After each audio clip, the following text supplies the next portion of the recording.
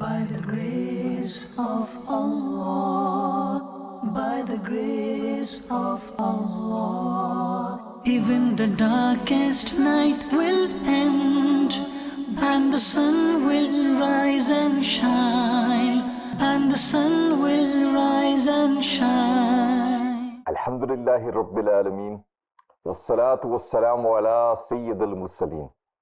Amma ba'd, a'udhu billahi minash shaitanir rajim, bismillahir rahmanir rahim. As-salatu wassalamu alayka ya Rasulullah, wa ala alika wa ashabika ya Habiballah. As-salatu wassalamu alayka ya Nabi Allah, wa ala alika wa ashabika ya Nur Allah.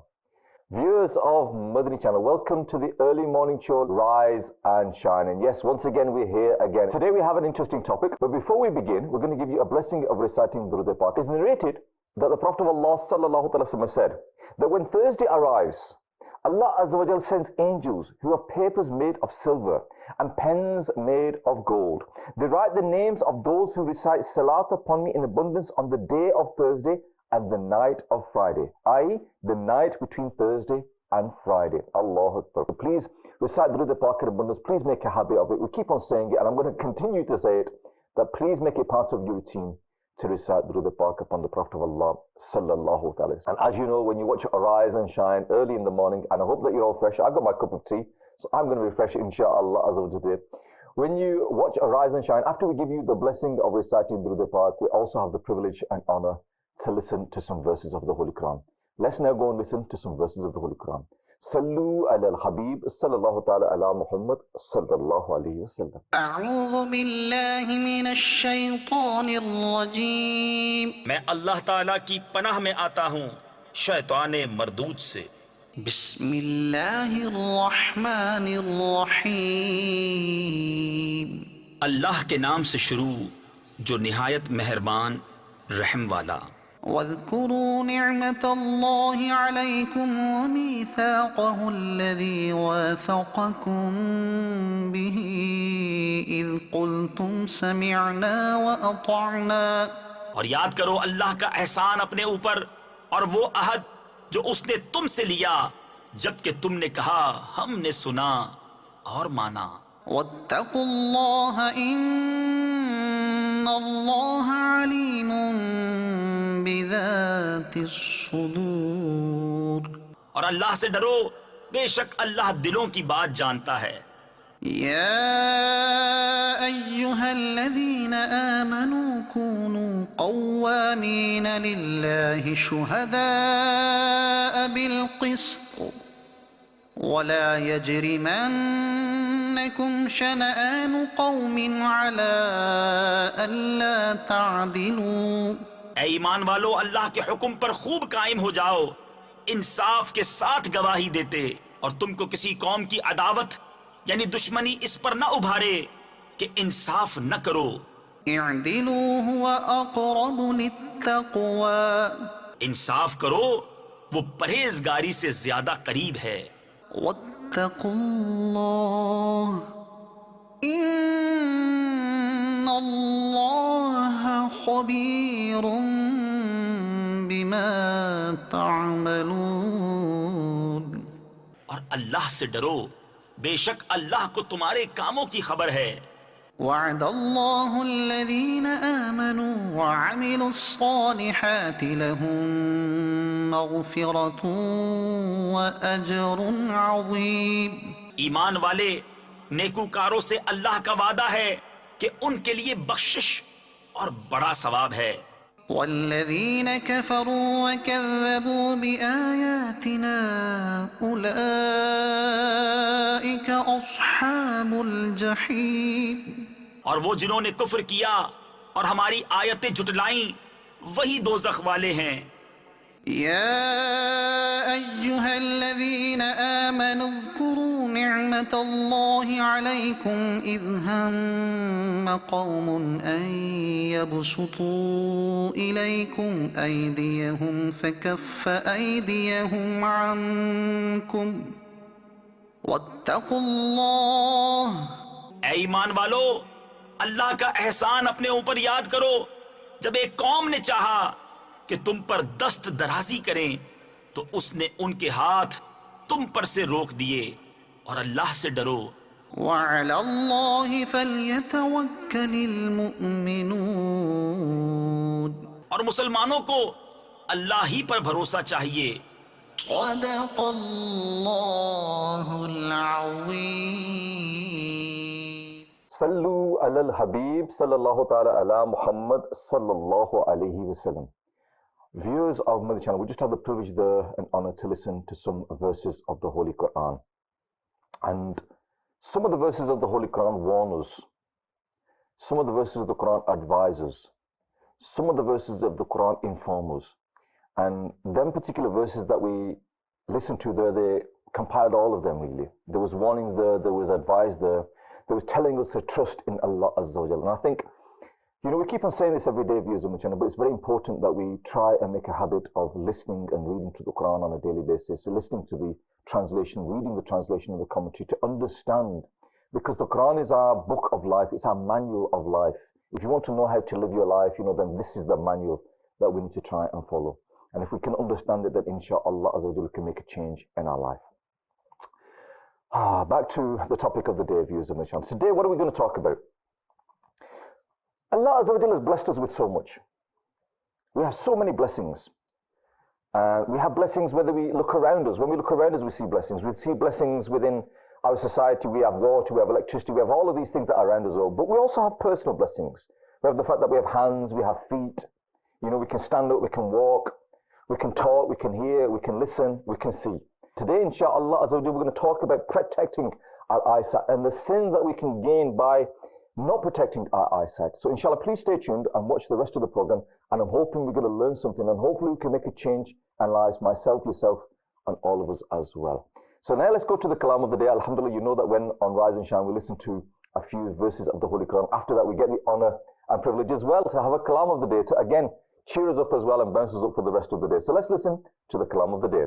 Sallu ala al-Habib sallallahu ta'ala ala Muhammad sallallahu alayhi wa sallam. Sallallahu alayka ya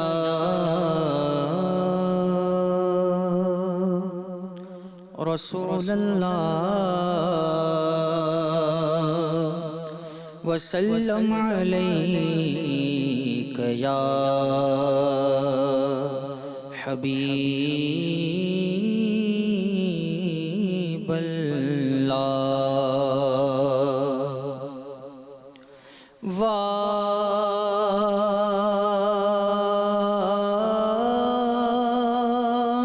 کیا جود و کرم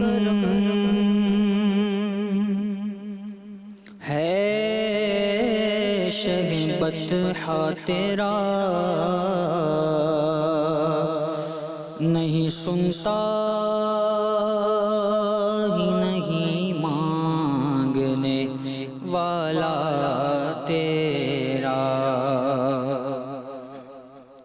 تیرے ٹکڑوں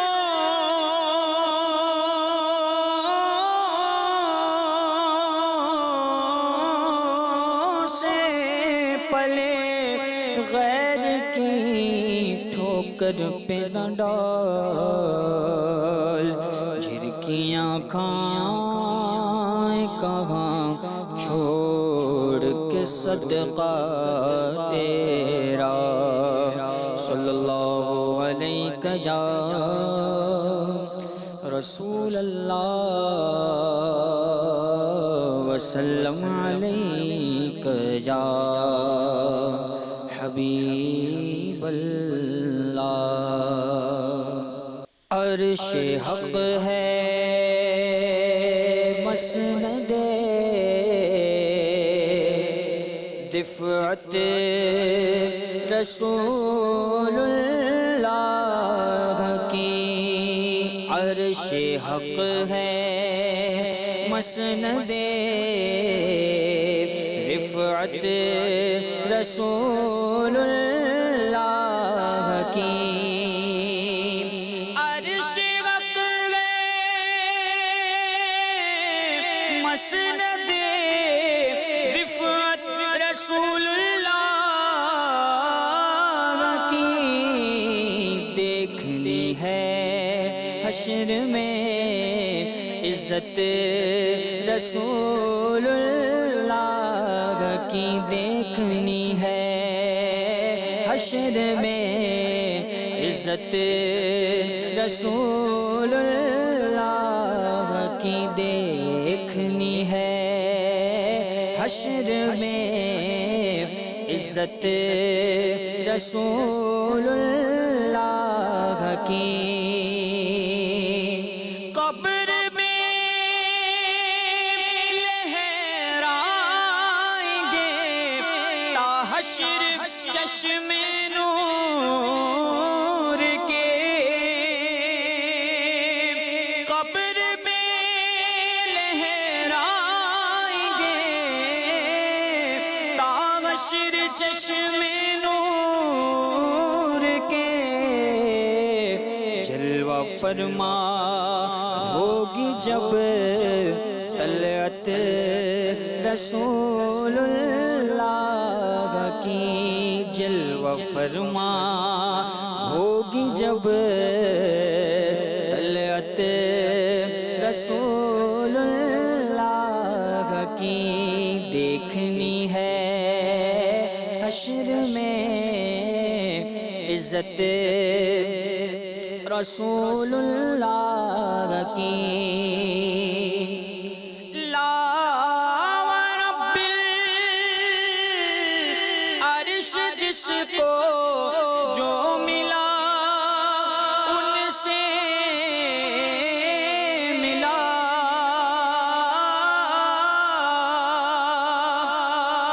لا ورب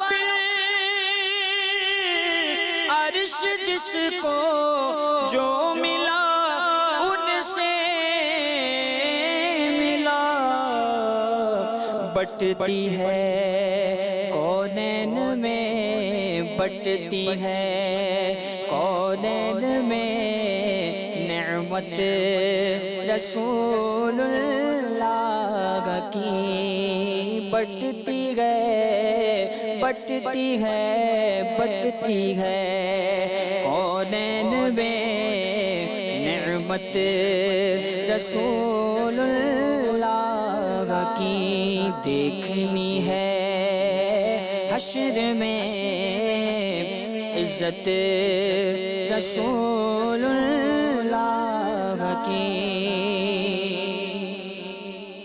اہل سنت کا ہے بیڑا پار، اصحاب حضور، اہل سنت کا ہے بیڑا پار، اصحاب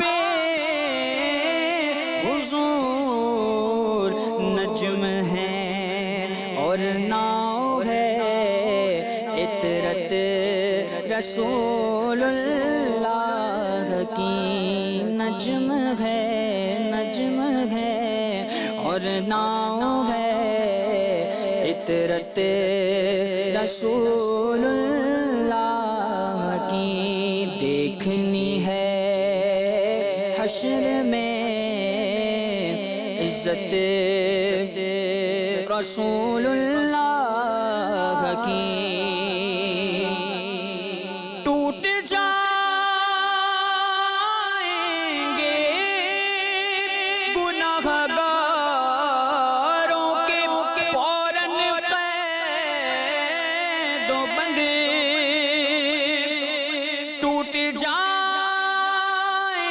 گے گناہگاروں کے فوراً قید و بند، حشر میں حشر کو کھل جائے گی طاقت رسول اللہ کی، حشر کو کھل جائے گی طاقت رسول اللہ کی، دیکھنی ہے حشر میں عزت رسول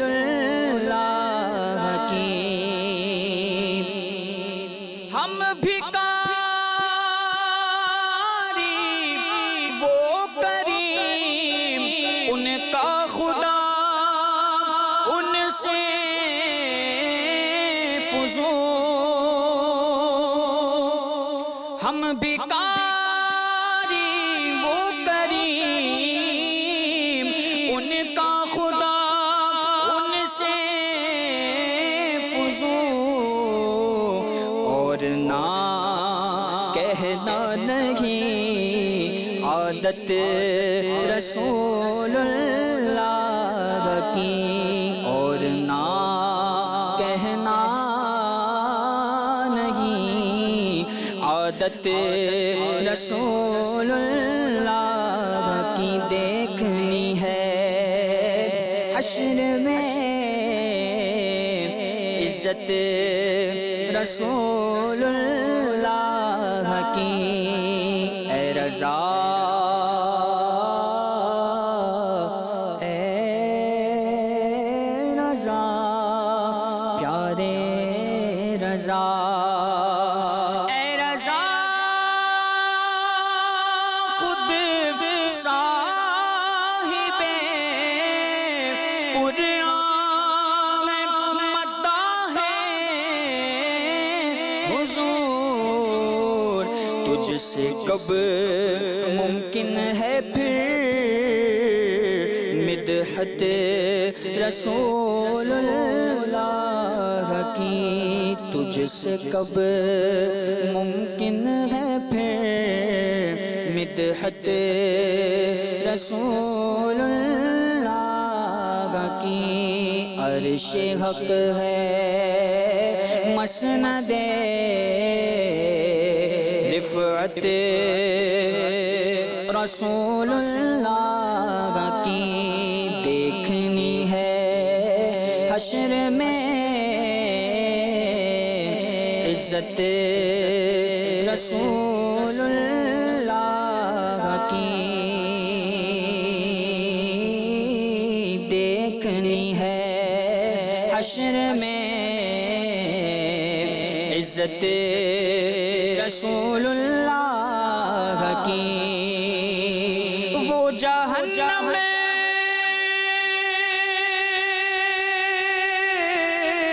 میں گیا جو ان سے مستغنی ہوا وہ جہنم میں گیا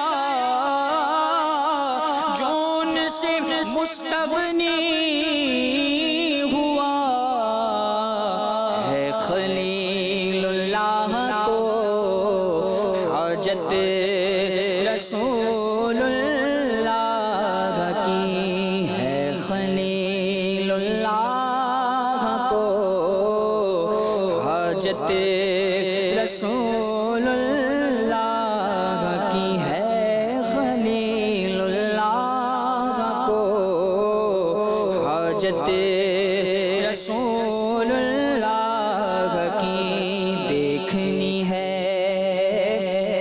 حشر میں عزت رسول اللہ کی سورج الٹے پاؤں پلٹے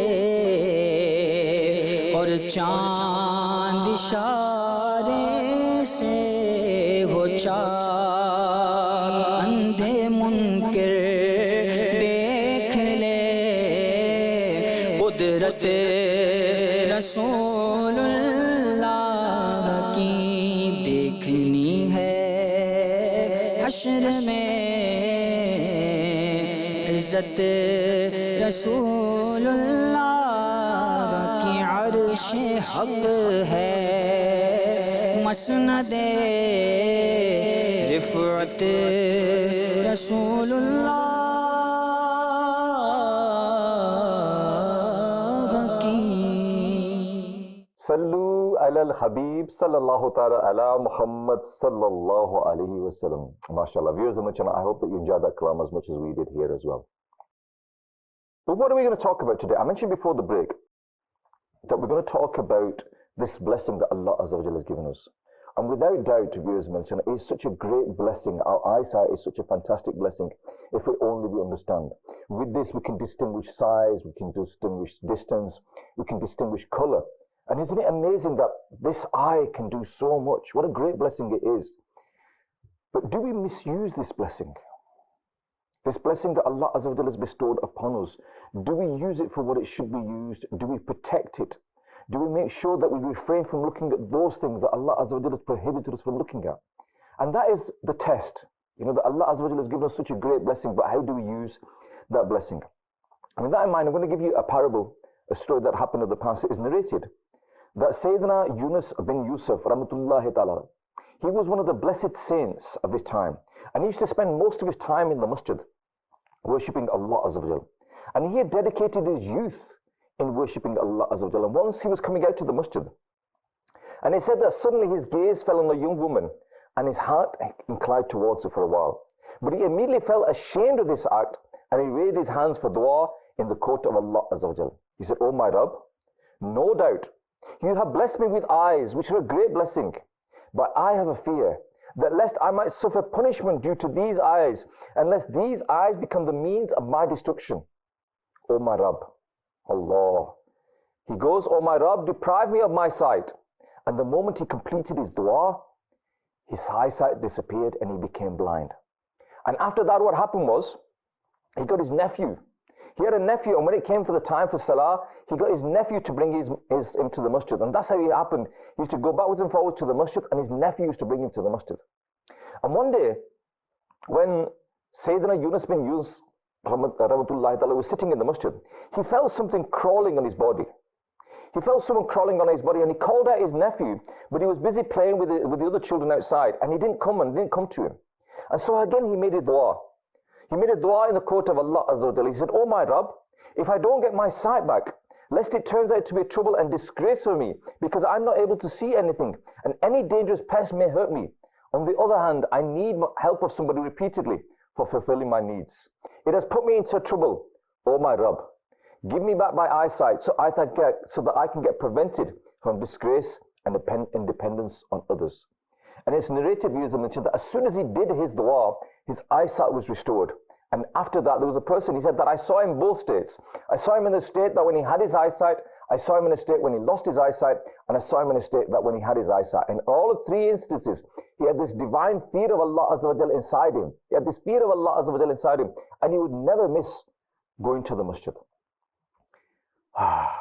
Viewers of Madani Channel, from this, we learn a lot from this.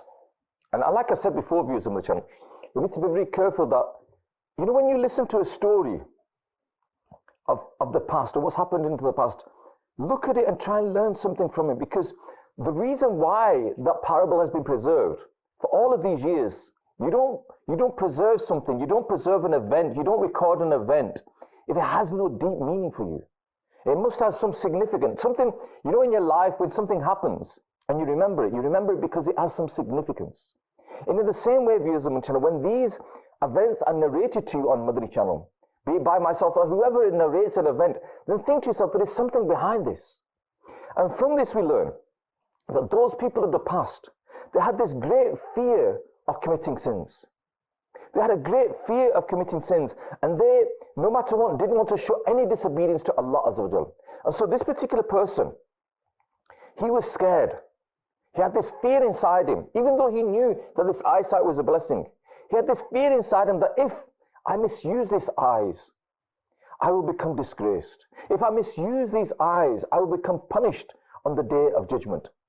And so he made his mindset up that it is better that I live without my eyesight than face the punishment on the day of judgment.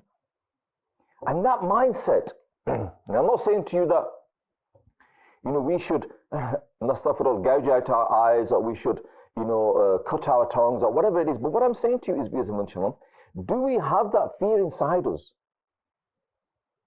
Do I have the fear of speaking wrong, of backbiting, of lying, of cheating, of swearing? Do I have that fear? Do I have that fear inside me that with these eyes I will look at things I should not be looking at?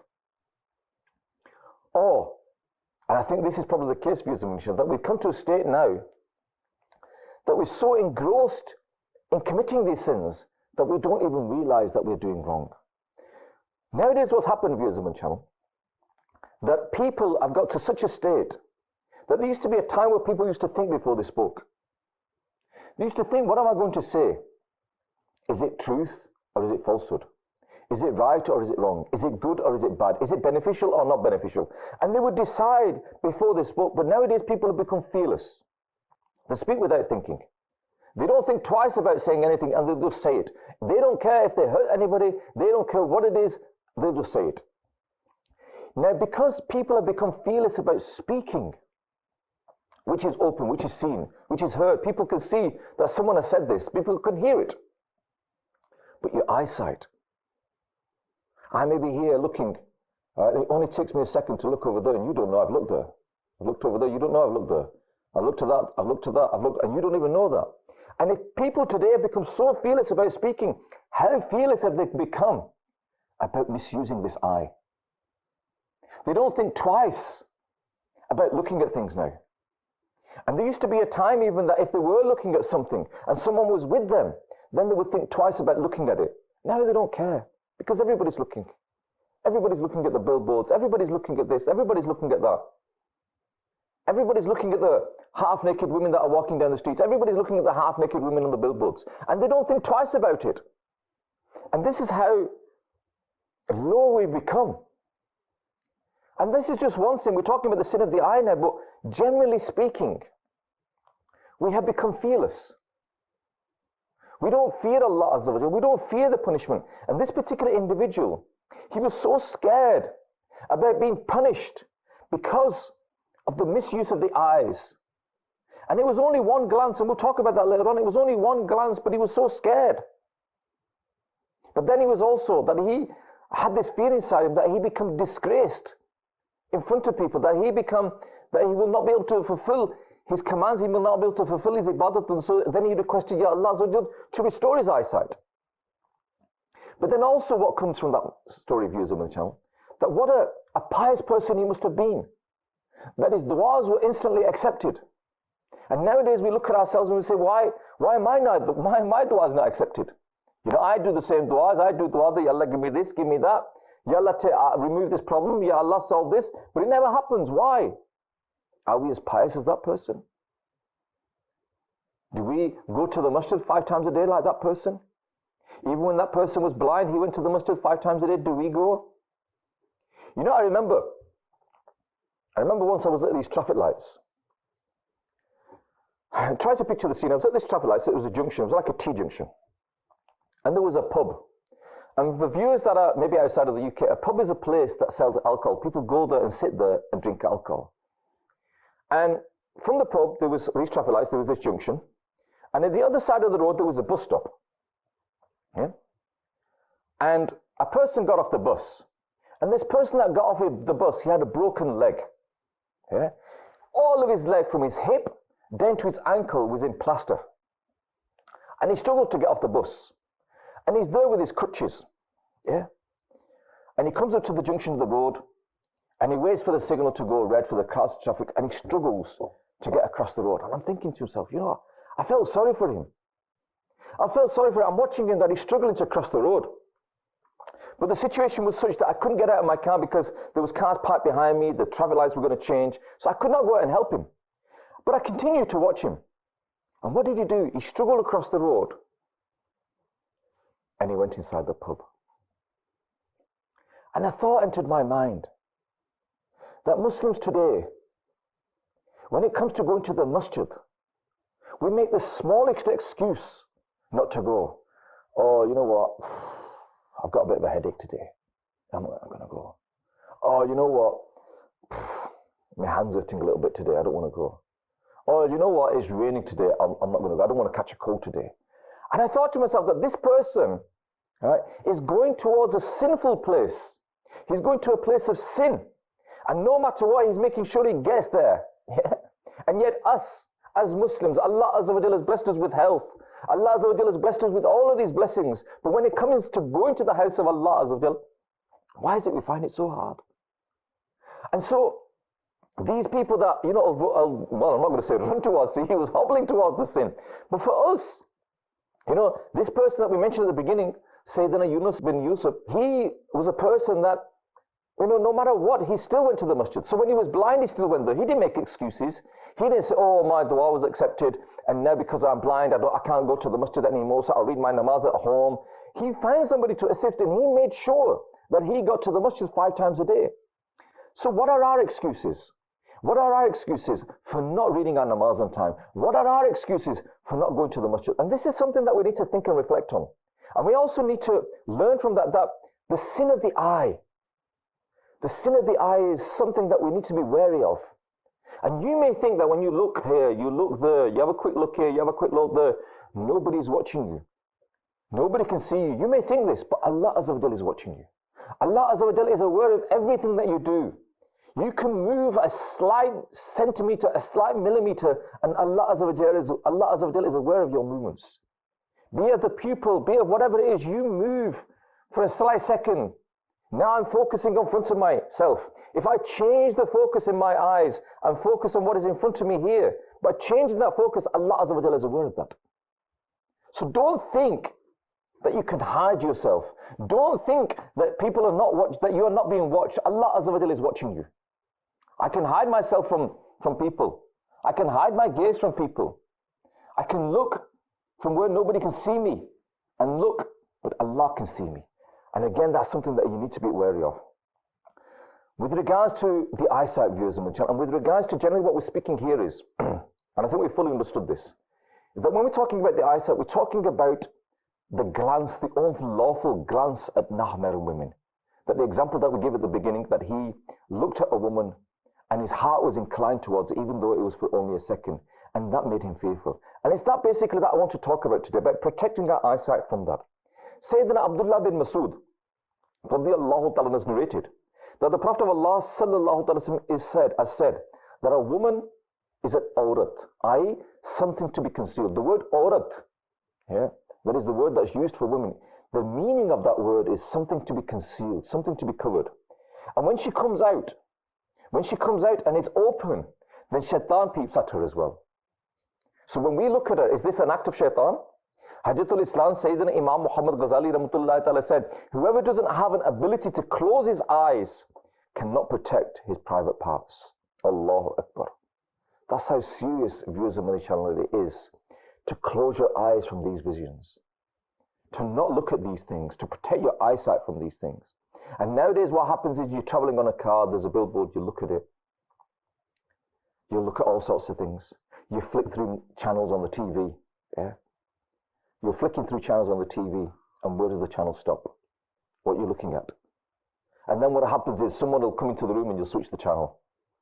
Why? It's because you're looking at something that you don't want them to realize that you're looking at.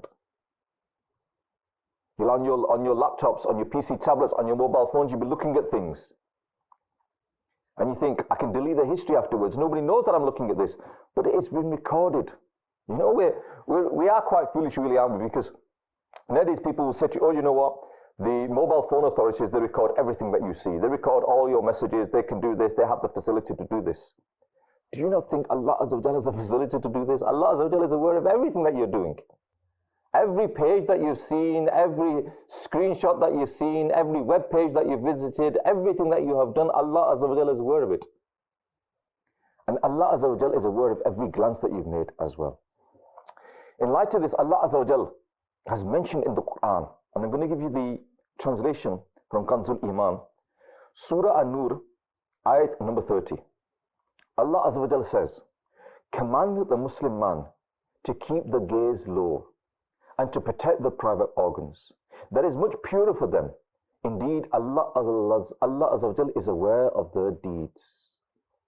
On page 62 of Muqtasar Minhajul Abidin, published by Maktabat al-Madina, which is a publishing department of Dawat Islami, which again I said before that you can download these books completely free of charge. It is stated here in the ayat, people have been commanded to lower their gaze, and it is compulsory for the bondman to act upon the command of his Lord. Otherwise, he will be pronounced to be disrespectful. He will be stopped, meaning not allowed to go into the court of his Lord, as is stated in the blessed verse, that it is much purer for them, i.e. it purifies their hearts, and it purifies and increases their virtues.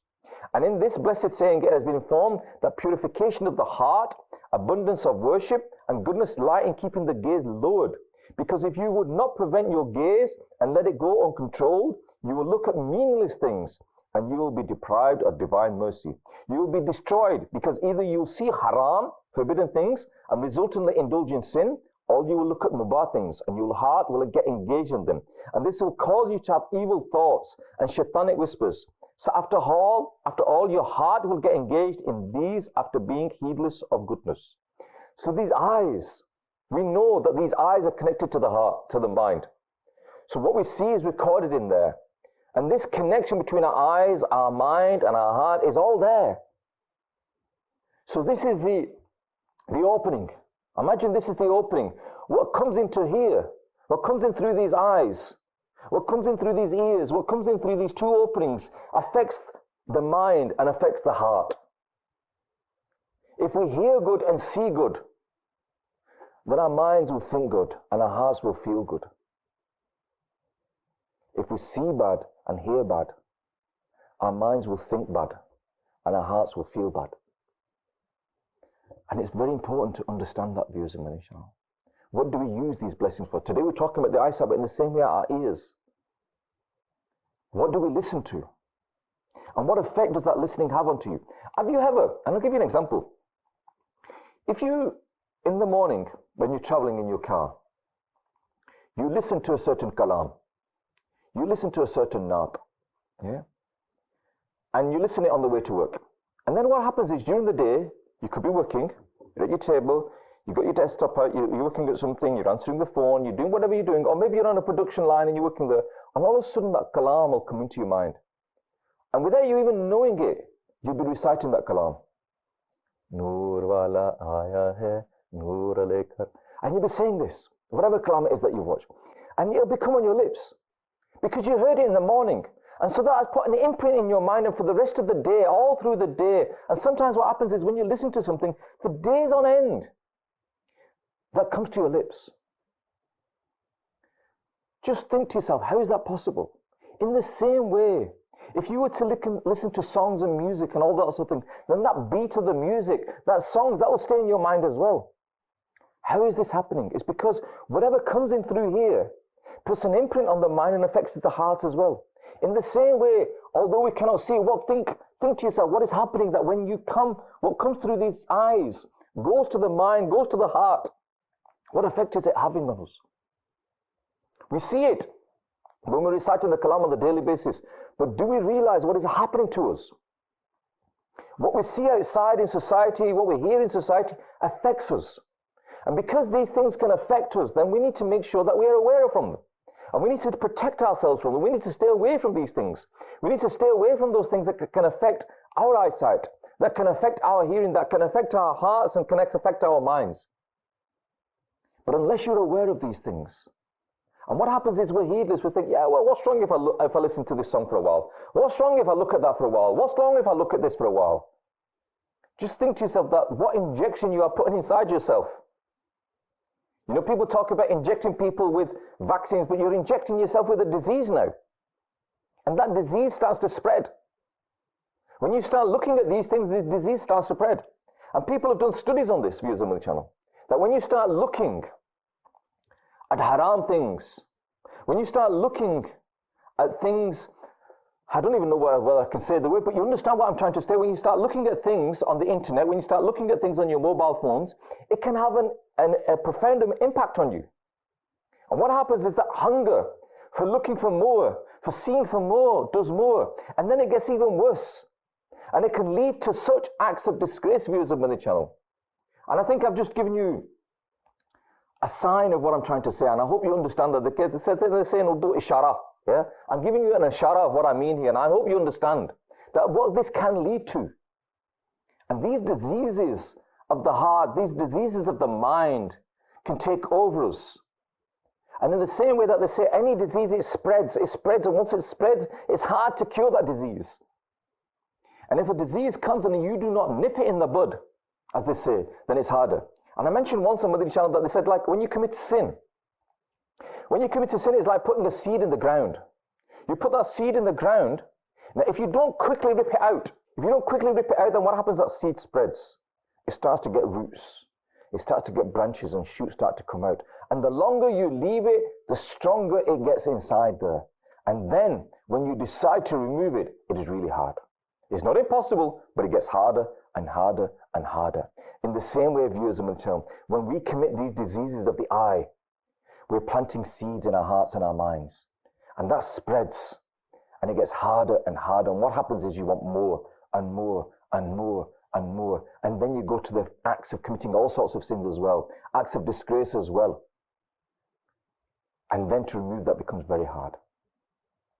So if we can nip things in the bud, protect our eyesight, that inshaAllah Azza wa Jal will have a better life and a better hereafter. Viewers of the channel, we're going to take a small break now. We're going to go to the reminder of the day. Inshallah, when we come back from the reminder, inshallah, we'll continue this topic. But let's now go to the reminder of the day and see what we're going to learn today. Sallu ala al-Habib sallallahu ta'ala ala Muhammad sallallahu alayhi wa sallam. By the grace of Allah, by the grace of Allah. There's a very beautiful hadith of the Prophet sallallahu ta'ala alayhi wa alihi wa sallam, quoted in Jami' Tirmizi, hadith number 2808. The Prophet sallallahu ta'ala alayhi wa sallam has said, Inna Allah tayyibu yuhibbu tayyib, nazifun yuhibbu nazafa.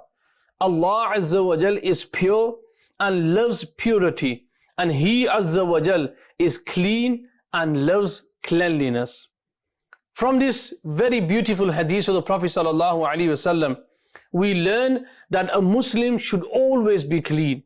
Now, this cleanliness doesn't always mean that we should have our clothes and our body clean. Yes, they also are included in this.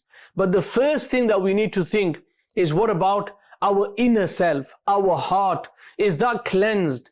And does our heart has the hatred for another Muslim? Does our heart has this hatred? If it does, then we need to clean that out. And we should fill our heart with the remembrance and love of Allah Azza wa Jal and the beloved Prophet sallallahu ta'ala alayhi wa sallam. Our heart should always remain filled with a deep devotion to Allah Azza wa Jal and the Prophet sallallahu alayhi wa sallam. Thereafter, we should focus on the other things, such as our clothes, our body, our place of residence. All these kind of things, they come after your inner self. Now, let's talk about the body itself. Make sure that you clean your body as well. That a person should try to have a bath every day. If not, then miss a day and then have a bath as well. If not, then at least have a bath every Friday, because it's Yawm Jumu'ah. And then also look at your clothing. Sometimes when people eat, they try to clean their mouth with the clothes. You know, they use their sleeves to clean their mouth, and they use other part of their clothing to clean themselves. This is not a good habit. Try to take this habit away from yourself.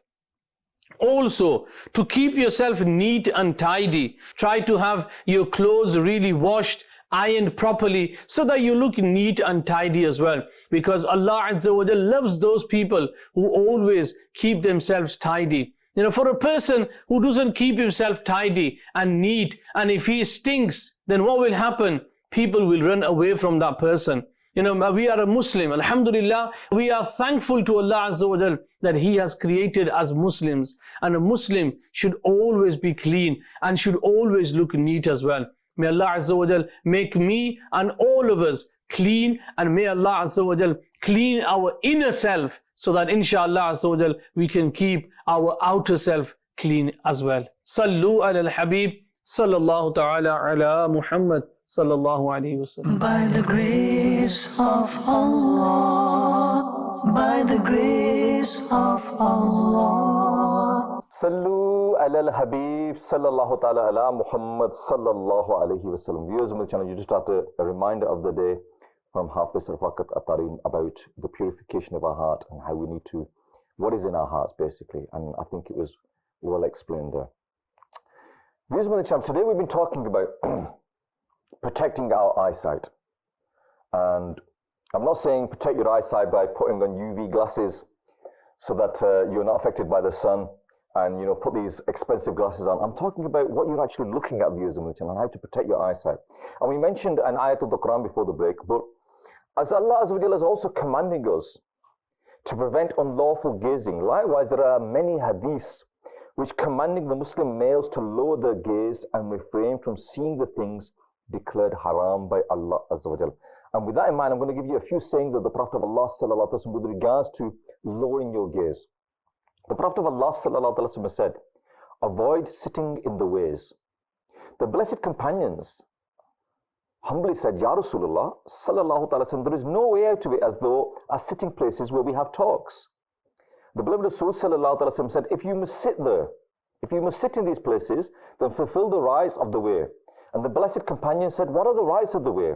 And the beloved Rasul Sallallahu Alaihi Wasallam said, lowering the gaze, removing the harmful things, answering salam, enjoining good and forbidding evil. So that if you are going to places where you're sitting, if you're going to go to a place and sit people and meet people, then when you go there, then there are certain etiquettes of in gatherings. Basically, the Prophet of Allah Sallallahu Alaihi Wasallam is teaching us the etiquettes, the adab of when you're sitting in a gathering. When you are there, lower your gaze. When you are there, remove the harmful things. When you are there, answer the salam of people. When you are there, enjoin the good and forbid evil. And again, there's a great message there for us. When we are sitting in a gathering, when we sit down as 4 people, 5 people, 6 people, what do we start talking about? And I guarantee you that in the majority of our gatherings, within a short period of time, we'll start gossiping. Within a short period of time, we'll start backbiting. Within a short period of time, we'll be committing these sins. So rather than forbidding evil, we'll be committing evil. Rather than enjoining good, we'll be enjoining evil. We'll become part of this. And when it comes to sitting in those gatherings and lowering your gaze and removing them harmful things, how many of us even try and do that? So there's a message there for us viewers of Madani Channel. In the same way, the Prophet of Allah Sallallahu Alaihi Wasallam said that you must lower your gaze and protect your private parts, strengthen your face, otherwise Allah Azza wa Jal will disfigure your faces. Allah Azza wa Jal will disfigure your faces. Lower your gaze. Protect your private parts. In another hadith, the Prophet of Allah Sallallahu Alaihi Wasallam said, after you have cast a glance, after you have cast a gaze, do not cast the second gaze. i.e., if you suddenly cast an unintentional gaze at a woman and turn your eyes away instantly and do not look again. Because the first gaze is permissible, but the second gaze is impermissible.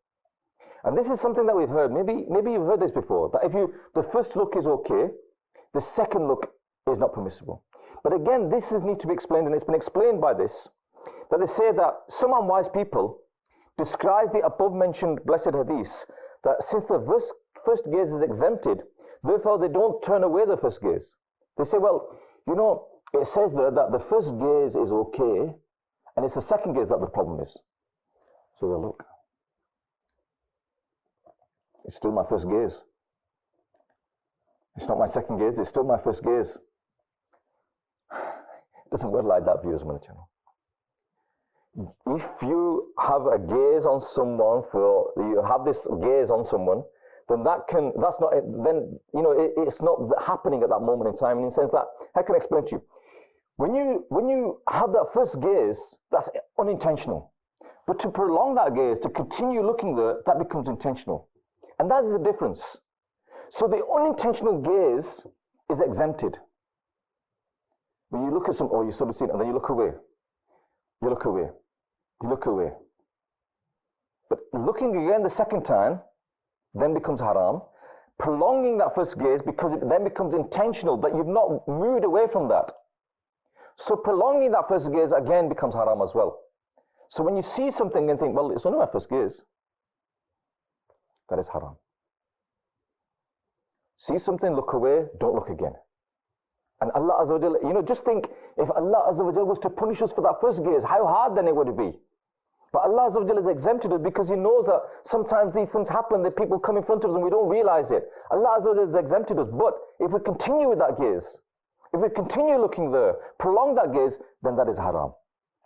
With regards to this, viewers of Madani Channel, there is a beautiful book that you need to download. And this is also available in the English language as well.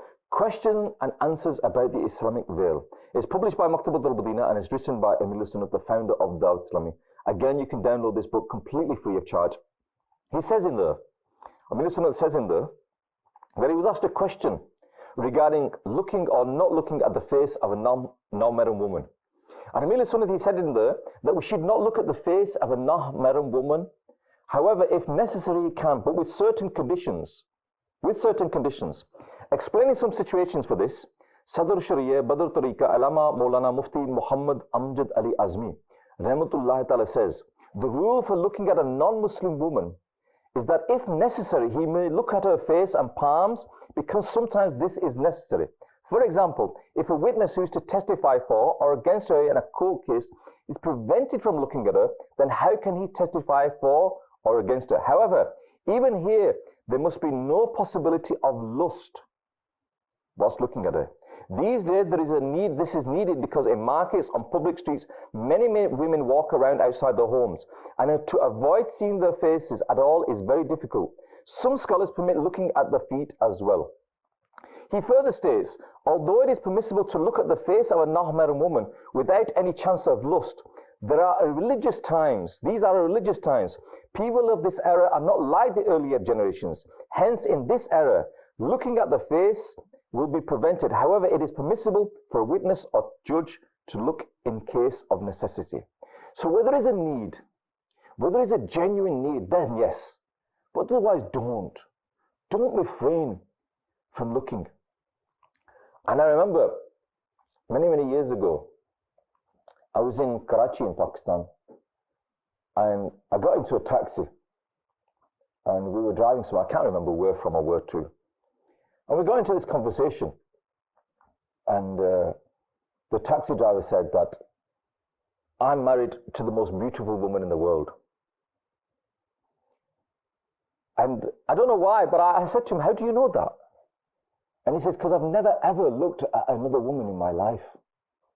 Allahu Akbar. You know, this mindset that he had was brilliant. How many of us can make that claim, that we have not looked at non-mahram women ever in our lives? And if we had that fear of Allah Azza wa Jalla in our hearts, if we had that fear that we are going to be held accountable on the Day of Judgment, if we had that mindset to try and refrain from this, and I know, and we can talk about this maybe today, maybe another day, that it's getting harder, that the works of shaitan are happening so much that we are being bombarded with it. Yeah. You know, you cannot even buy, you can go into a shop and you'll be buying tea, yeah? You'll be buying tea to take home, and you'll be bombarded with these pictures and these images all over the place. You know, you go in to buy anything and there's these pictures on things, and it's so hard to protect your eyesight. But at least have the mindset that I need to try to do it. Because what's happened now is, viewers on the channel, that we just accept it. We accept everything around us. We think it's normal. And just because it's normal doesn't mean to say it's right. And that is something that is very important, especially for people in the West. That in the West it's normal to drink alcohol, but that's not right in Islam. In the West, they say to you, they'll give you advice. They'll advise you that say, look, if you're going to take drugs, then don't share the needles. Islam says no drugs. People will say to you that, look, if you're going to have relationships outside of marriage, then take precautions, take protections. Islam will say no. So Islam prevents all of these illnesses happening in the first place. Even though these diseases are prevalent now in society, these problems are now prevalent in our society, but Islam prevents these diseases from happening. Yes, it is the cure as well, but prevention is better than the cure. But what has happened now with those viewers on the channel? Forget preventing, we just think it's the normal. We just think to ourselves, well, it's impossible, isn't it? It's impossible to protect ourselves from this, so let's just go with the flow. A Muslim should be like a dam. He stops the flow of the water. He doesn't just go with the water. He tries to stop it. He doesn't become the water. He doesn't become the flow of water that takes that flow of sin that's going down there, and he doesn't just go in there and flows with the water. No, he becomes a dam. And what does a dam do? A dam doesn't flow with the water, and a dam tries its best to hold that water back. And it stops the sin. And that's what we should be doing, viewers on the channel. We should educate ourselves, educate others to refrain from sin. Not just this sin, but all sorts of sins. Whatever the sin you want to talk about, refrain ourselves from committing themselves and try and refrain others from committing them sins. And that again, we've said it many times, is the mission statement of Dawat Islam, that I must strive to rectify myself and rectify the people of the whole world. Stop yourself from committing sins. Make yourself enjoying good. Make yourself a bit evil and do it with others as well. Promote good and prevent people from committing evil. Become that dam. Become that dam in our society. Otherwise, this flow, everyone will jump in it and think we can't do anything about it. And when one person becomes that brick in the dam, then another person will join him, and another person will join him, and another person will join him, and the dam will get stronger, and we'll be able to stop these diseases in our society. But at least don't become part of the solution. Don't just become flowing in the river and think, yeah, well, it's okay. And unfortunately, nowadays, viewers of Madani Channel, a lot of people just say, well, what can I do about it? It's happening, isn't it? What can we do about drugs? It's happening everywhere now, isn't it? What can we do about, the morality in our society that is so gone down? What can we do about it? What can we do about the fact that boyfriends and girlfriends are happening all over the place? So what can we do about it? What can we do about the fact that sisters are having children born out of wedlock? What can we do about it? What can we do about the fact that our sisters are going and getting abortions in clinics during the lunchtime? What can we do about it? These are all realities, views in the channel. I'm not making this up. When you are part of the mission statement of Dawat Islam and you go out on the streets and you meet people and you talk to people and you go to people's houses and you listen to their problems and you listen to what's happening and you see what's happening in the society, you see what's happening on the streets, then it wakes you up and really you look at it and you think to yourself that there is so much that needs to be done. There is so much that needs to be done. And we can talk about that, but then again, we're going off topic that, when we see the diseases in our society, there is so much work that needs to be done by each and every one of us, and we all need to play our part. Be it when we're talking about morality today, we're talking about protecting the eyes, but the result of not protecting the eyes can lower the morality in the society. And we see that around us now. We see all sorts of things happening nowadays. And again, it's become normal, it's become acceptable, viewers of my channel. And that's why we need to make a change. Viewers of the channel, you're watching Rise and Shine, and we're just going to take a small break now. We're going to go to the Hadith of the day and see what we're going to learn today. Insha'Allah Azawajal, when we come back, I'm hoping that we're going to have a guest with us. We're going to continue with this topic, Insha'Allah Azawajal. Let's go to the Hadith of the day. Sallu ala al-Habib sallallahu ta'ala ala Muhammad sallallahu alayhi wa sallam. By the grace of Allah, by the grace of Allah. It is mentioned in Tirmizi, our beloved Messenger sallallahu alayhi wa alihi wa sallam has said, أكمل المؤمنين إيمانا أحسنهم خلقا وخياركم خياركم لنسائهم أو كما قال صلى الله عليه وسلم. The most complete in terms of faith are those who have the best character, and خياركم, the best among you, are those who are the best with their women, meaning their wives. So for us, it's a lesson that if we want to be the best in terms of Iman, in terms of faith, then we have to adopt good character. Our character, our nature, our behavior should reflect the fact that we have adopted good character and learned from the prophetic way.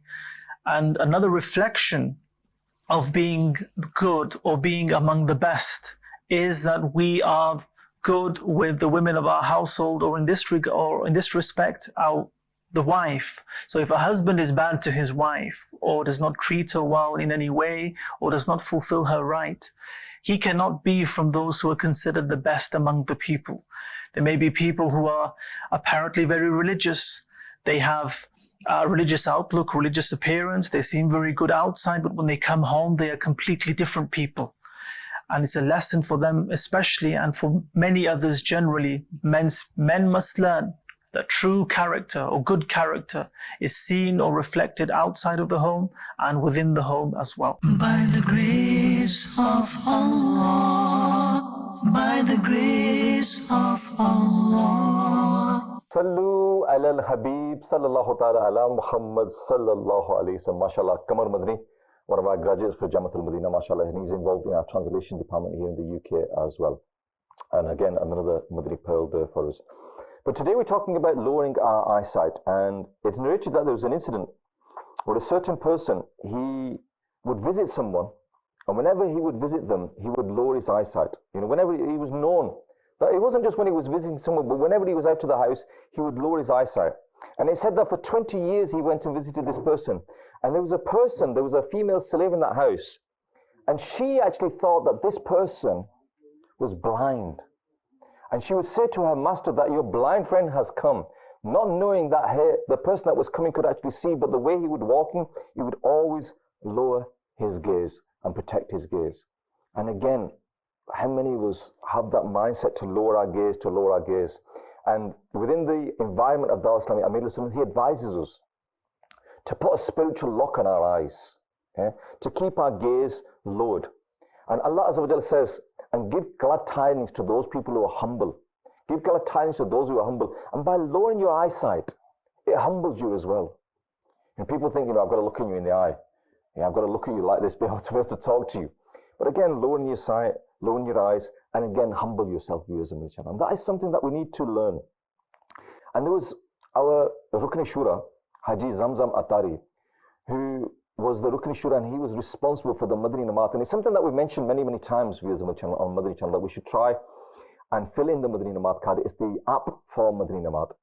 And it stated that when he would, whenever there was several Islamic brothers have stated that whenever they would take Haji Zamzam Raza Atari to the hospital when he was ill, towards the end, that he would always lower his gaze. And in certain times when he was going to the hospital, he would actually close his eyes.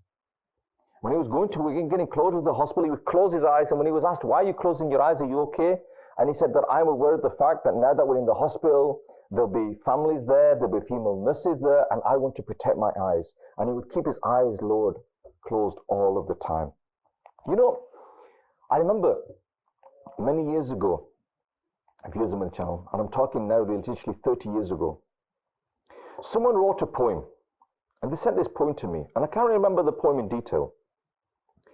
But in it, the person said that imagine if you were honored and blessed to have the Prophet of Allah sallallahu alaihi wasallam visit you for one day. How happy you would be that he would be coming. How happy you would rejoice the fact that the Prophet of Allah sallallahu alaihi wasallam is coming to your house. But then, what would you do before he came? What magazines would you hide? What books would you hide? What pictures would you hide? What TV channels would you lock and make sure that you cannot access them channels, even accidentally? How would you change your life? What would you do differently when the time for Salah comes? Where would the Quran now be placed in your house? How would your house now look that the Prophet of Allah sallallahu alaihi wasallam is coming to your house? And he said, to be honest with yourselves. At the end of the day, when you've lived a day with the Prophet of Allah sallallahu alaihi wasallam, at the end of the day, would you want him to stay? And that's quite scary, isn't it? That we live our lives in such a way that if pious people come to our house, and we're talking here about the Prophet of Allah sallallahu alaihi wasallam, but even nowadays, when a pious person comes to our house, all of a sudden our house changes. Yeah. Rather than eating on the table, we'll eat on the floor, we'll set everything out, we'll change everything, we'll hide them books, we'll hide them magazines, we'll put them things away, we'll put these things away, we'll make everything different, and the whole house will look differently for that day. And we'll make sure that when the time for namaz comes, Imam Sahib, I'm just going to do the wuzu, I'll be back in a minute, and we'll get the wuzu done on time, we'll read the Quran on time, we'll do everything on time. But then as soon as that pious person leaves our house, we're back to normal. And whilst that pious person is there, then the females and the males are separated in the house, and there's no intermingling, and there's no mixing with these people, and we'll make sure that they're all separated. But as soon as they go, then we're all mixing again. So, these commandments that have come down for us are not for the people. They're for us. They're for us to protect our eyesight, for us to protect ourselves. And you know that in these countries, in the West, when you're in the Western countries in particular, be it the UK, America, Canada, Europe, all of these countries, Australasia, all of these countries, West Indies, all of these places, as the temperatures go up, the clothes go down. Yeah, the less and less clothes are on people's bodies, unfortunately. And again, this is a time where we need to really protect ourselves. We need to refrain from going to those places. I know that we have to live our lives in such a way that we have to go about our lives. We have to go to work. We have to go shopping. We have to go these things. But at the same time, viewers of the channel, we need to make sure that we protect our eyesight. And when you're living in a society where these things are happening all around yourself, then you need even more to protect yourself. And don't have this mindset that just because it's happening, and because it's happening, then I'm just going to go with the flow. So we need to change how we think. Just because, like I said before, just because it's happening everywhere doesn't mean to say you have to be part of the flow. Viewers of the channel, you're watching Rise and Shine. We're going to take a small break now. We've got a package here for you. Inshallah, after the package, we'll continue talking about this topic. But please stay tuned and watch this package, and then we'll be back with this topic. Sallu ala al-Habib, sallallahu ta'ala ala Muhammad, sallallahu alayhi wa sallam. Charismatic personalities in الحمد لله رب العالمين والصلاة والسلام على سيد الأنبياء والمرسلين أما بعد فأعوذ بالله من الشيطان الرجيم بسم الله الرحمن الرحيم. My dear respected viewers of Madani Channel, third Khalifa of Islam, Hazrat Sayyidina Amir al-Mu'mineen Uthman bin Affan radiyallahu ta'ala an. His name is Uthman bin Affan radiyallahu ta'ala an, and his title is Dhun Nurain. One of his titles is Dhun Nurain. But dear Islamic brothers, the reason for this beautiful laqab of Sayyidina Uthman Ghani radiyallahu ta'ala an is because the noble Rasul sallallahu ta'ala alayhi wa alihi wasallam gave two of his honorable daughters' hands in marriage, one after the other, to the honorable Uthman Ghani radiyallahu ta'ala an. Subhanallah, Hazrat Ali Rahman writes, नूर की सरकार से पाया दुशाला नूर का, नूर की सरकार से पाया दुशाला नूर का, हो मुबारक तुमको ज़ुन्नूरैन जोड़ा नूर का. Subhanallah, from the one who resplendent, you received two shoals of noor. Congratulations to you, O Dhunnurain, a pair of noors. Subhanallah. Dear Islamic brothers and viewers of Madani Channel, many beautiful attributes, they were present in this beautiful personality, Sayyidina Uthman Ghani radiyallahu ta'ala, and one of them was modesty, subhanallah, and one of them was sakhawat, generosity. He was generous to the extent that, subhanallah, whenever it came the time to give in the path of Allah tabarak wa ta'ala, Sayyidina Uthman Ghani radiyallahu ta'ala an's wealth was at forefront, and he radiyallahu an brought that in the feet of Mustafa sallallahu ta'ala alayhi wasallam for the sake of deen and Islam. And he radiyallahu an became Khalifa after Sayyidina Umar Farooq Azam radiyallahu ta'ala an. On the 18th of Dhul Hijjatul Haram, 35th year of Hijrah, Sayyidina Uthman Ghani radiyallahu ta'ala an was ruthlessly martyred. Sayyidina Ali bin Haytham radiyallahu ta'ala an has narrated that on the day when Sayyidina Uthman Ghani radiyallahu ta'ala an was martyred, I heard with my ears that someone was saying loud, i.e., give Uthman Ghani radiyallahu ta'ala an the glad tidings of comfort and fragrance. Tell him the delightful news about meeting with Rabb Azza wa Jal, who is not displeased. Also give him the glad tidings of forgiveness and the pleasure of his Rabb Azza wa Jal. Subhanallah. May Allah tabarak wa ta'ala shower countless blessings upon the shrine of Sayyidina Uthman Ghani radiyallahu an and forgive us for his sake. Ameen. Bijahin Nabil Ameen. Sallallahu alayhi wa sallam. Sallu ala al-Habib, sallallahu ta'ala ala Muhammad, sallallahu alayhi wa sallam. Viewers of the channel, you're watching Rise and Shine. And today we're talking about protecting our sight.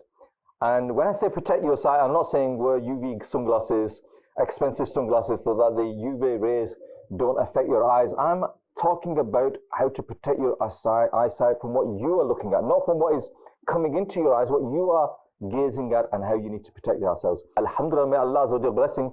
We have once again Hafiz Rafaqat Atari online. Assalamu alaikum wa rahmatullahi wa barakatuhu. Wa alaikum assalam wa rahmatullahi wa barakatuh. MashaAllah. How are you, Hafiz? Are you okay? Ji Karam, alhamdulillah. About yourself, you okay? Alhamdulillah. Hafiz, today we're talking about something, protecting our eyesight. And obviously, we're not talking about protecting our eyesight from the UV rays and having, expensive sunglasses. We all understand what we're saying.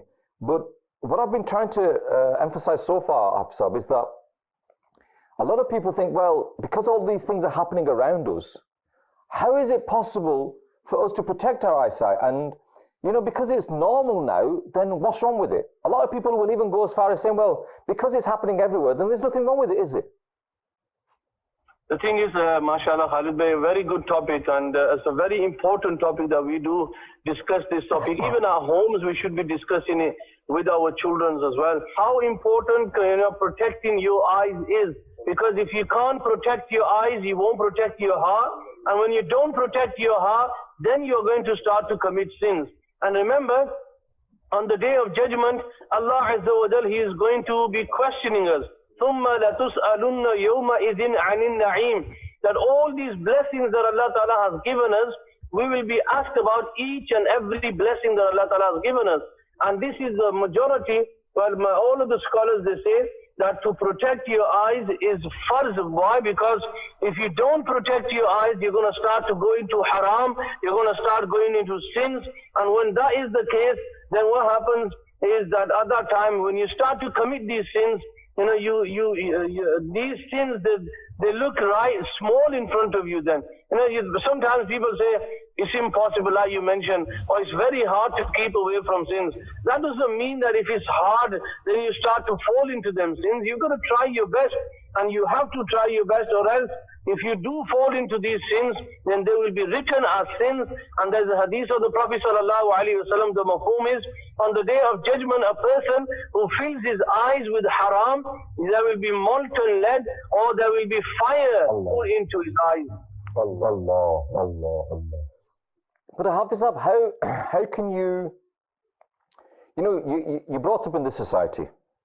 You're brought up in this society, and you've got a habit of looking here and there and this and that, and not just looking at unlawful things, but you just got a habit of looking here and there. You're looking at that car, you're looking at that house, you're looking at that shop, and then you see that woman, and all these things you look at, and you've just got a habit of your eyesight wandering all over the place. How do you control and focus your eyesight so it doesn't wander, so that you can get into that habit of not just, because obviously if you've got a habit of your eyesight wandering, not just necessarily looking for haram things, but just got a habit of wandering, your eyesight is wandering, looking at this, looking at that, looking at everything. If you've got a habit of doing that, how can you refrain from doing that? Because all your life you've got this habit of looking at this, looking for that, looking for this, and now all of a sudden we're saying, no, you need to control your eyesight. How can we do it? The thing is, number one thing, the ulama ikram, the scholars, they say, you have to have the fear of Allah in your heart. If you don't have the fear of Allah in your heart, then, there's nothing really that you will be able to do. And the thing is, at that moment, there's a very beautiful wazifa that the scholars have given us, and this wazifa was printed on one of the stickers of Maktabatul Madina, and it's a very beautiful wazifa. A few words, and the words are, Allah is watching you. If we keep that in mind, that Allah Ta'ala is watching me, as soon as you look into that haram thing, you think, no, Allah is watching me, you'll turn away from that.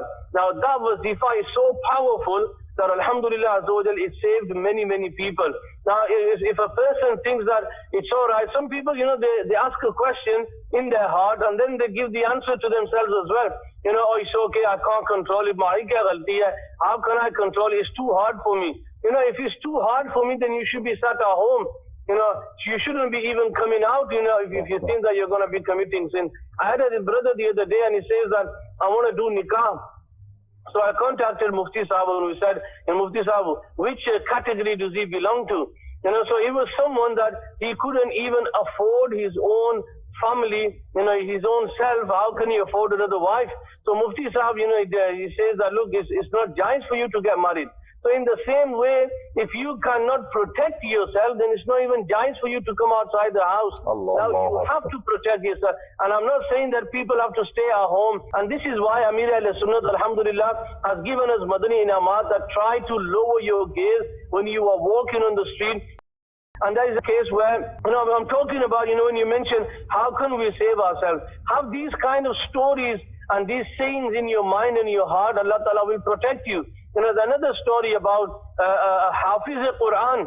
He was a Hafiz al-Quran, a Buzurg, and he was teaching in the madrasa, and his eyes set upon a beautiful young boy, an Amrad.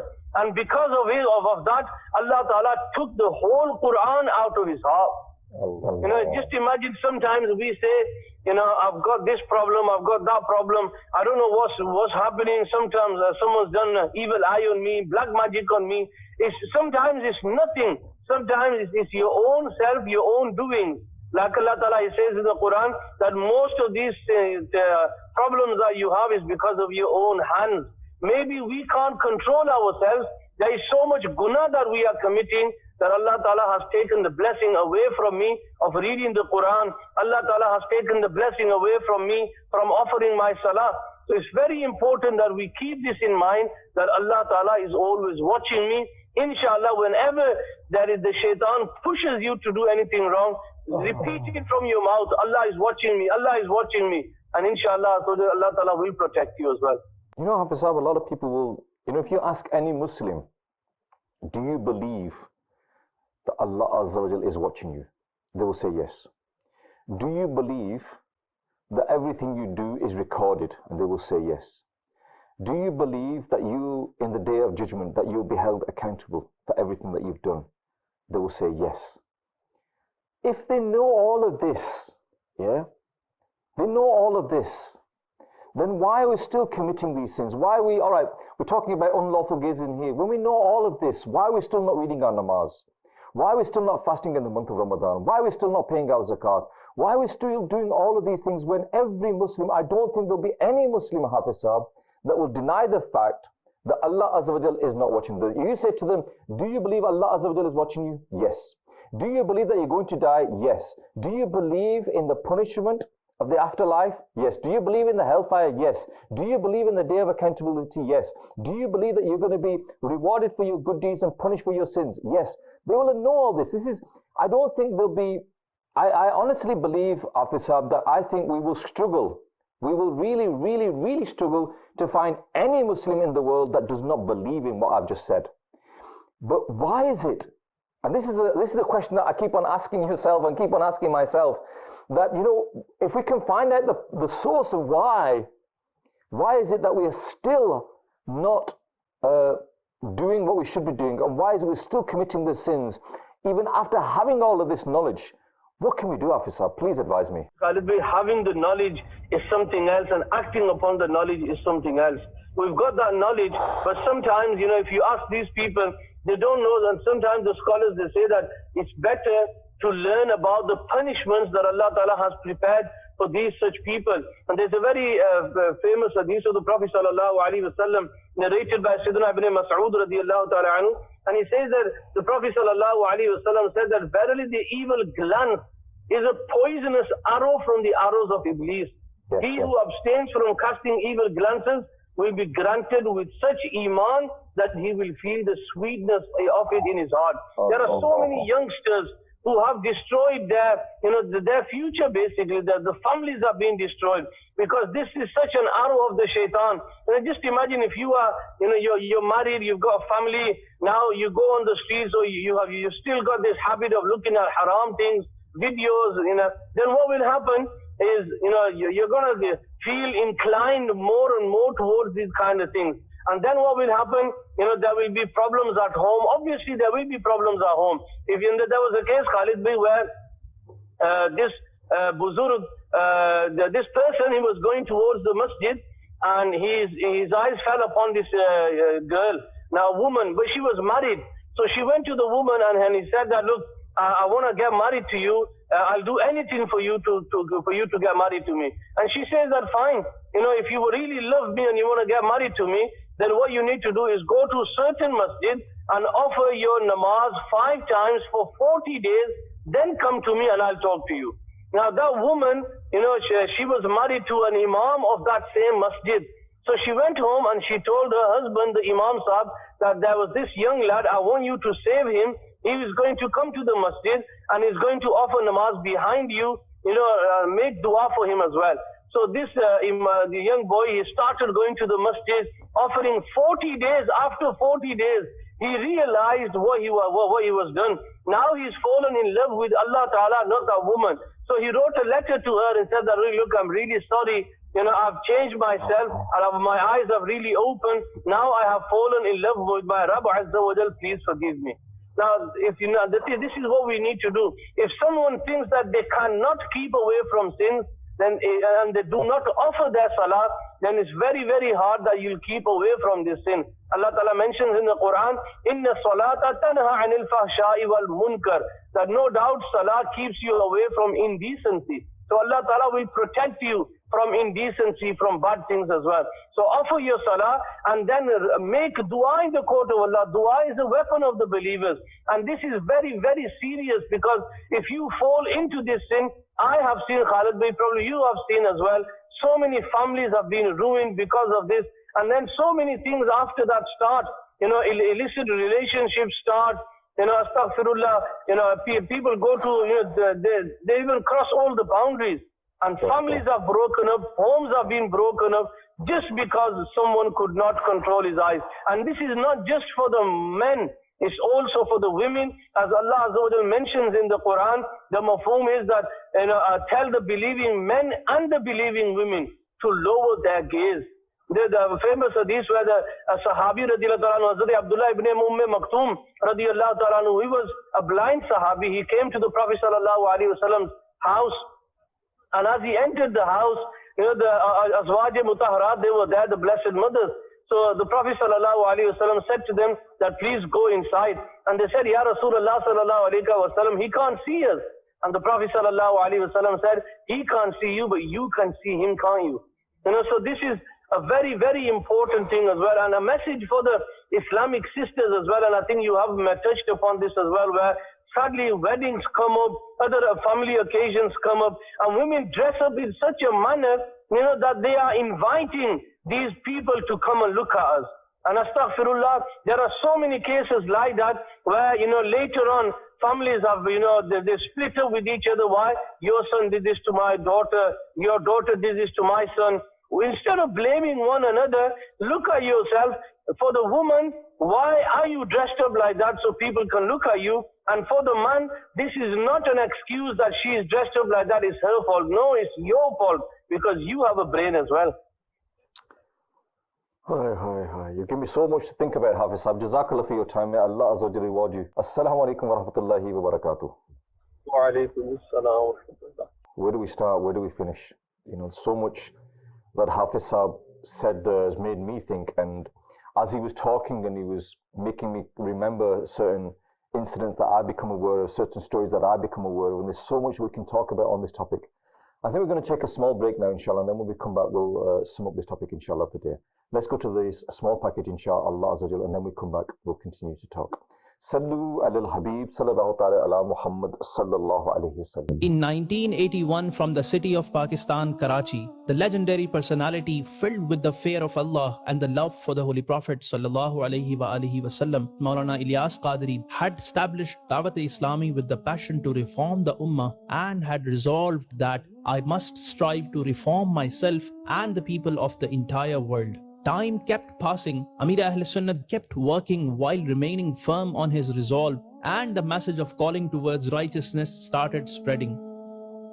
In a short period of time, the world saw that the preachers of Dawat-e-Islami are delivering dars in thousands of masajid daily. Weekly, provincial and international congregations are being held across the country and abroad. When it came to spreading this message of Islam to every village and every town, Dawat-e-Islami followed the footsteps of our pious predecessors and started traveling in qafilas for calling towards righteousness. To convey the message of Islam and Sunnah to those who don't understand Urdu, various books and videos were translated in 35 languages and dubbed in 15 languages. The invitation towards righteousness is presented even to the neglected class of the society, that is mute, deaf and blind people, in sign language and braille. And then Dawat-e-Islami took another initiative and launched a TV channel named Madani Channel.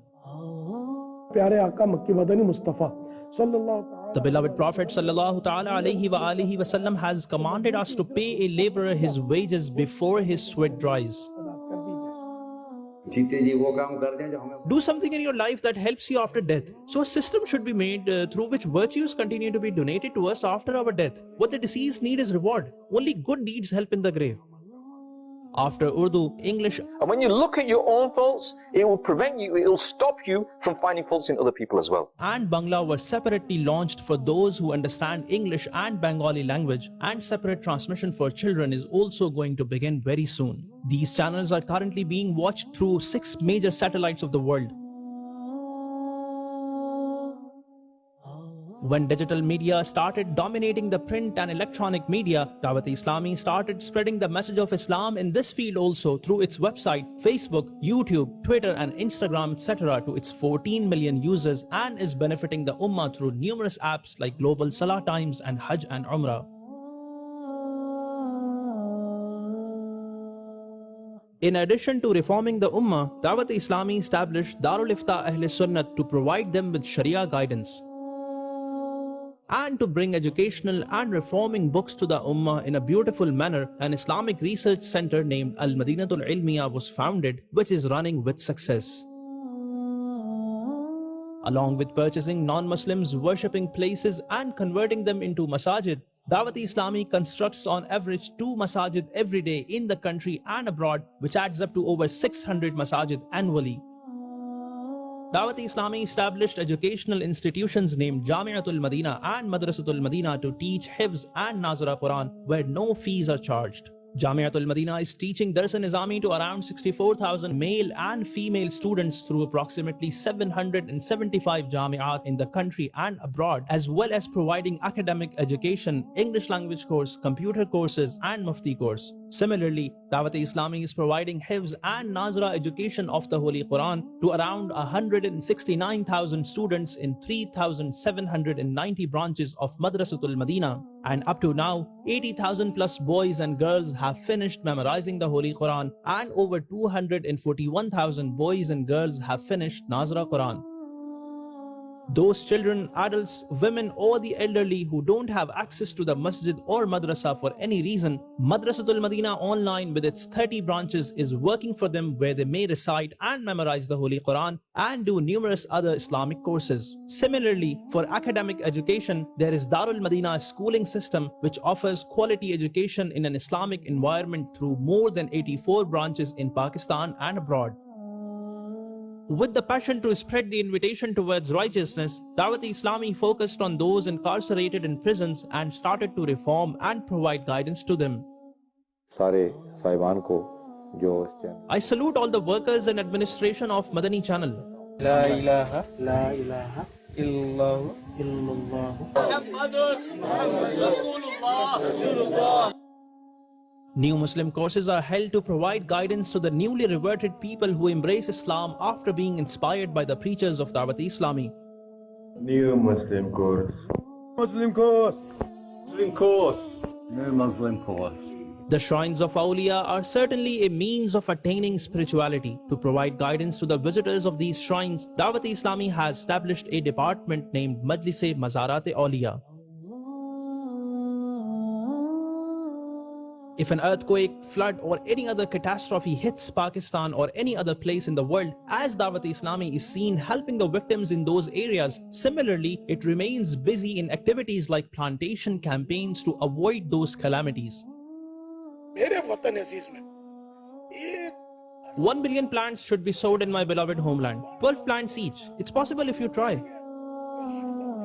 Assisted by millions of volunteers, this system of Dawat-e-Islami, which is engaged in more than 100 departments for the reformation of the Ummah, is being run by the Central Executive Board of Dawat-e-Islami. In addition, over 30,000 employees have been hired under Dawat-e-Islami, and to supervise the financial matters of Dawat-e-Islami, professional chartered accountants are at service who are paid salaries by Dawat-e-Islami, and thus Dawat-e-Islami sponsors these 30,000 families and contributes to the economic development of the country. From time to time, meetings are held with honorable dignitaries from Pakistan and abroad, and up to now, many important figures have visited the Global Islamic Center Faizan-e Madina, cooperate with Dawat-e-Islami in spreading the call towards righteousness all around the world. Sallu ala al-Habib sallallahu ta'ala ala Muhammad sallallahu alayhi wasallam. You know, I was watching that package there, which in the maybe 5 or 6 minutes was a brief introduction of Dawah Islami. Actually, it made me feel proud. Made me feel proud to be part of an organization that's doing so much work, and at the same time, I want you all to feel proud as well that, you know, you can also become part of this organization in whatever way you can, be it financial support, spiritual support, you know, by your du'as, or just coming forward and actually giving your physical support and being part of the organization. And you can also financially support all of this work as well. And we saw so many departments there, and again, they were just scratching the surface at each and one of them. And a lot of the departments weren't covered. And here in the UK and in many, many countries, a lot of those departments are also covered here. We have the Madrasatul Madina, Jamiatul Madina, Darul Madina, Madani Channel. They're all here. And this Madani Channel in particular has become the heartbeat of the Muslim community, not only here in the UK, but all around the world. And it's through the efforts of one person who worked tirelessly day and night, who from the beginning maybe people made fun of him, made jokes of him, that how is it possible that you come up with this mission that is impossible to fulfill, but he continued day and night. He didn't listen to the doubters. He put his trust in Allah Azza wa Jalla and moved forward. And it's through the blessings and the hard work of Amir Islam, the founder of Dawat Islami, Maulana Muhammad Ilyas Attar Qadri, may Allah Azza wa Jalla keep his shadow upon us, that this work continues to flourish and continues to expand. And again, this message is now gone all over the world, through, be it physically, the Madani Kafirs have gone there, or through the event of social media and satellite media, etc., that the messages continue to be spread. And I pray to Allah Azza wa Jalla that we can all benefit from this and we can all be part of this. And the mission statement is this, that I must strive to rectify myself and rectify the people of the whole world. And myself, that when I joined Dawah Islami, I didn't join with this idea that I'm going to be here sitting in front of you. When I joined Dawah Islami, there wasn't even an idea that we were going to have another channel. It wasn't even in the pipeline of plans, so to speak. I joined with the mindset that I need to sort myself out. And I'm still sorting myself out, and I will continue to try and sort myself out. Please do dua for me. But at the same time, viewers mentioned, we need to avail these facilities. These facilities are provided for us. And you can see that whatever sector you are in, whatever background that you're in, the facilities are there for you. Viewers of the channel, today on Rise and Shine, basically, I know we've only got 1 minute now that I want to quickly mention that we've been talking about protecting our eyesight. But there's two sides of it as well. There's one side protecting our eyesight, but there's another side where we should protect other people's eyesights as well. That we should not put ourselves in a position, and this is particularly, I'm talking about the sisters, you know, and Hafiz Al-Fakir touched upon it there, that people go to weddings now and they're more dressed up, more fancier than the brides themselves. And I remember there was an article that I read online once where a person was looking about the ill effects of social media. And they said that we came across a family that was celebrating Eid, and all of the family were there. And the actual comments by this person, it was a non-Muslim, the comments by this non-Muslim actually hurt me. And it was a woman, she said that these women would try to make themselves look as attractive as possible, right? And they were not failing at this. They were being successful in making themselves be as attractive as possible for these pictures on social media. And on social media nowadays, people put all of these pictures on social media. Why? Why are we doing this? Ask yourself these questions, viewers on the channel. And again, we've only just scratched the surface of this problem that we're facing in society, but please think about it, reflect about it, make a change in your life, attach yourself to Dawah Islami, and protect your iman. You've been watching Rise and Shine. Keep watching Madani Channel. Sallu ala al-Habib sallallahu ta'ala ala Muhammad sallallahu alayhi wa sallam.